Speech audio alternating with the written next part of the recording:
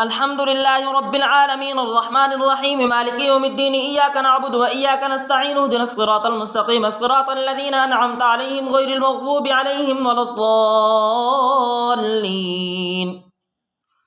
ومن يقنت منكن لله ورسوله وتعمل صالحا نؤتها أجرها مرتين وأعتدنا لها رزقا كريما يا نساء النبي لستن كأحد من النساء إن اتقيتن فلا تخضعن بالقول فيطمع الذي في قلبه مرض وقلن قولا معروفا وقرن في بيوتكن ولا تبرجن تبرج الجاهلية الأولى وأقمن الصلاة وآتينا الزكاة وأطعنا الله ورسوله إنما يريد الله ليذهب عنكم الرجس أهل البيت ويطهركم تطهيرا واذكرن ما يتلى في بيوتكن من آيات الله والحكمة إن الله كان لطيفا خبيرا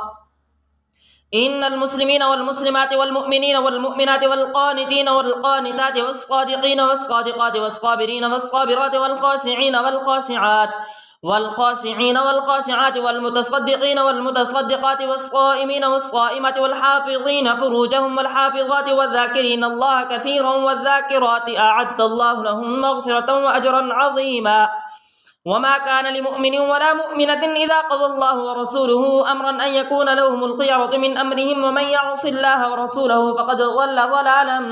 مبينا وإذ تقول للذي أنعم الله عليه وأنعمت عليه أمسك عليك زوجك واتق الله وتخفي في نفسك ما الله مبديه وتخشى الناس والله أحق أن تخشاه فلما قضى زيد منها وطرا زوجناكها لكي لا يكون على المؤمنين حرج في أزواج أدعيائهم إذا قضوا منهن وطرا وكان أمر الله مفعولا ما كان على النبي من حرج فيما فرض الله له سنة الله في الذين خلوا من قبل وكان أمر الله قدرا مقدورا الذين يبلغون رسالات الله ويخشونه ولا يخشون أحدا إلا الله وكفى بالله حسيبا ما كان محمد أبا أحد من رجالكم ولكن رسول الله وخاتم النبيين وكان الله بكل شيء عليما.